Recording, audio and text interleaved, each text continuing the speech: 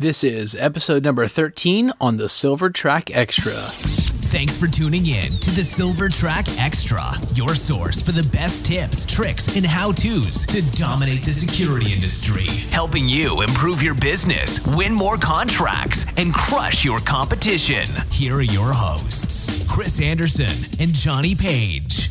What's up, everybody? My name is Johnny Page, co-host of the Silvertrac Extra, and I hope you had an amazing Memorial Day weekend. I know I sure did. It's always nice to get a couple of extra days off, and we are here on episode number 13, firing away on these episodes. I hope you're enjoying the new, shorter format, and today will be no different, in which we're discussing how to write a quality daily activity report. But as always, before we get into that, let's hear from our show sponsors over at Paperless Proposal. If you own a security business, I want to recommend a tool that will give you a big competitive advantage and help you win more clients. This powerful tool is Paperless Proposal Software. Paperless Proposal Software helps you create impressive business proposals in minutes, and it allows you to easily track and manage all of your proposals. Give your business a big competitive advantage by using Paperless Proposal Software. Get a free demo at www.paperlessproposal.com/Silvertrac. All right, everybody, here we are on episode number 13 of the Silvertrac Extra, and today we're going to be going over writing a quality daily activity report. And Chris, there's not a soul in the security industry who doesn't know what a DAR or a daily activity report is. So can you just give us a recap so we can articulate really what's the purpose of a DAR? Why write a DAR? Well, in reality, the purpose of any report is to either report an accident or an incident to actually prevent further occurrences, right? You want to be able to track stuff that you're doing, learn a lesson from it, right? And know that something's been completed, right? But unfortunately, most DARs, it's changed now because of the technology, people going paperless and stuff like that. But in the past, had several problems with, obviously, the correct times, spelling errors, locations, and so on. Yeah, and I think one thing to remember is that the daily activity report is your main source of communication with the customer. And I always like to view this as this is kind of like your receipt as a customer from the security company. This is what you have to represent all of the work that's been done, right? So I believe like a quality report really reflects a quality operation, that it was done with attention to detail, and that there was, that there's quality information. There was time put into writing this report because it's what is going to represent the time you spent on site. Alternatively, a poor report is going to represent the time you spend on site as well. So the more time that you put into the report and making sure this is a positive reflection of your company really goes a long way to how your customer views you and your services on site. So I think this is really, like, in short, it's the receipt for the services that you're providing, and it's really the tangible evidence for what you've done, probably when the office or when the company or your property manager isn't there. Yeah, it's a maintenance of records, is the way I look at it, of any incidents, related to whatever you're doing for the client, whether it be parking, security, or maintenance. And it's a way of actually establishing or safekeeping the things that you're doing as far as establishing the valuables, what you're doing at the locations, right? Characteristics of building security, and it's an information source to where you can learn from it, like we said before.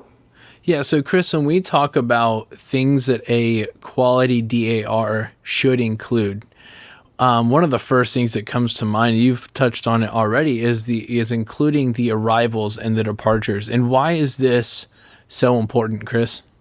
Well, what if you have to, maybe there's an incident occurred, all right? And if it goes even further, John, than just date or times. If it ever went to court, right, and you had to go sit in front of a judge and jury, there's all those things can be challenged. And you'll find out even in simple reports, like, for an example, when I was a police officer, we had to establish, weather, road conditions, right? Yeah. All those things mean something. So it's very critical that you have the dates and the times. And man, if I could, I'd even put the seconds down, depending on what the incident was. So you got to be very careful, make sure that you have everything you need, because you got to think of it as a document that may go to court someday. So when we're aiming to maintain that high quality of reports, because if this was to ever go to court, we would want both the routine items that may seem mundane now, may seem like they are just, I do this every single day, and in addition to the high risk items, the incidents, right? So a DAR, a quality DAR, would include both detailed information on the regular checks of just the critical and the sensitive areas on the property, as well as the incidents. Correct, Chris? Yeah, they call it kind of like who, what, when, where, and why, right? All the things to cover. Who, what, when, where, and why. Outside of an incident, and then, of course, date, time, and locations. Critical. So why not put code 4, Chris? Nothing's wrong. Yeah, I laugh at the code 4 term, John. It's a police term everybody uses for it. In fact, everybody uses all the 10 codes, 10.4, 10.6, 10.5, code 4. Managers have no idea what you're talking about. A lot of them do now, right? Because they watched Dukes of Hazzard, right? Or some TV program, real simple, but it goes way beyond that. You got to keep it to very simple English, again, because if it goes somewhere that somebody else needs to read it and they don't understand what code 4 is, it's a problem. Well, not only that, but it doesn't deliver any value to your customer. Saying all is well and not describing what is well or why it's well or how it's well, going and just putting all is well or code 4 or no issues to report doesn't really help deliver value to the customer. So for example, let's say that you're there to protect a construction site from any type of trespassing, vandalism, or theft. If you just put all is well over and over again and something out of the ordinary happens that the officer misses, there's a discrepancy in the reports now. So instead of saying all is well, why not say, I checked the perimeter, the fence, I checked the valuable assets on the property and listing them off, and go through the detail of the activity that was completed instead of just saying all is well. Because that could mean I sat in the car, I looked out the window, didn't look like anything was wrong, all is well. You fall into the same category. So Chris, I think even, in addition to not understanding what code 4 is, there's also a problem. It's just a poor reflection, just saying in a daily activity report that just all is well. I mean, John, it's not really delivering much value to the customer. Yeah, you and I've talked about this before. It goes to checked okay. I mean, it's pure laziness, all right? And the part of the problem is it all goes back in the beginning of the contract and making sure that you know what the client's expectations are. What do they want done at the site or the location that you're providing this courtesy patrol for or the security? You mentioned a construction site. Well, they've got a lot of construction equipment out there, right, that they're going to want you to check. So when you go out and do that, or is it to where you just, when you go out and walk the perimeter and you see a bunch of construction equipment and it looks okay, you just put check equipment, it's okay? No, there's a lot of equipment that are out there, and there's a lot of things they need to know.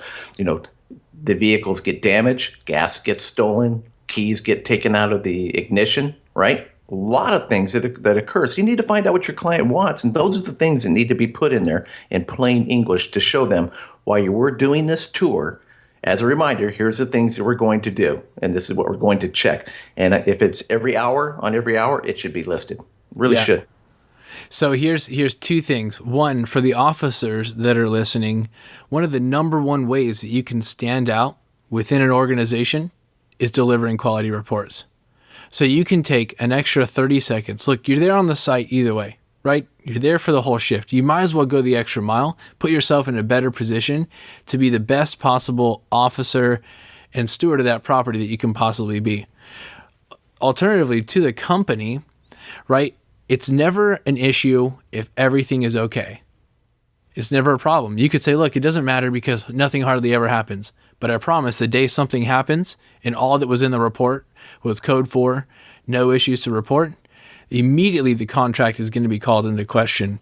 So you have, for both parties involved, both the individual officers working these properties and for the companies providing services, there's every bit of incentive to really stay intentional and really diligent about the way that you're reporting, even when it's been years since something bad has happened. Right? John, let me share an experience with you real quick. There was a big construction site down in La Jolla, San Diego area, providing construction services for this owner for several years. The one thing that he liked about us is that everything that we did, we made sure that we followed up on, whether it was checking the equipment as mentioned before. But the big one for this purpose for today, for this example, was electrical cables. You know, the big cables that all the contractors get their electricity from, right? They're huge. You've probably seen them before. Yeah. I don't know if you know this, but those cables can be as high as $10,000 to $15,000 a piece. All right. And they're laying out in the middle of these sites. And a lot of the guys are just too lazy to roll them up because they're heavy and they're very long and put them away in the construction trailers. It was one of the things they were supposed to do. Well, that duty kind of got put aside. So one day I called the owner and asked him about the cable. He goes, you know what? That's fantastic. I'm glad you mentioned that, Chris, because that's the last thing we'd want to have stolen because the price. And I had no idea what the price was, but they're at the time, I didn't know they were that expensive. So I start putting that in the report. And in one of the meetings, the owner said, listen, these guys have put in the report about the cables being out. I want to make sure that you guys roll those cables up and put them away every night. And he told me, Chris, would you do me a favor and make sure that that is on the report? Continue doing that so I'm aware of it. I'm telling you, it wasn't 2 days later that we put that on the report and the cable was left out. And we quit the job site at 5 a.m. in the morning. Well, one of the contractors came in about 5:15 after we left and stole that cable. They didn't have cameras. They didn't have cameras at the time, right? But the superintendent tried to come back and wanted us terminated because they just lost $10,000 in an electrical cable, put the contractors out of work at that in one particular location, right, for hours, a lot of time, and they tried to terminate it. But if our report didn't reflect that, and all the times we were trying to warn them to get them to change and put that cable away, we would have been out of a job. And that's just one fine example. And I'll never forget the owner calling me on the phone saying, Chris, don't worry about it. We saw the reports. It's not your fault. I'll pass it down. Thank you for, it just goes to show you, thanks for the quality reporting. And by the way, I saw your photographs and your date and timestamp photo when you guys left and where the cables were, and it was definitely after your job. Yeah. So that's just a fine example right there. Yeah, you know, this goes back to there's really two breeds in the security industry. They're the ones that say, what's the most I can do to deliver value to this customer? And they're the ones that say, what's the least I can do to make sure I don't lose a contract, right? So, Chris, as we wrap up here, I want to give a couple of last minute items here to our listeners. If you would like more information on writing a quality DAR, or if you'd like to visit any of our other content on our website, visit silvertracsoftware.com/13. This is episode number 13. This will take you right to the show notes. There's always a written article that go along with these quick 10 to 15 minute podcasts that we do that go into a little bit more detail on things that we can't necessarily communicate audibly. So check that out. Silvertracsoftware.com/13. Also, be sure to give our sponsors at Paperless Proposal a visit at paperlessproposal.com/Silvertrac. They've got a lot of great information over there as well to help you through the sales process. Well, for now, I'm Johnny Page. And I'm Chris Anderson. This is a Silvertrac Extra, and we'll see you next time. This has been another episode of the Silvertrac Extra.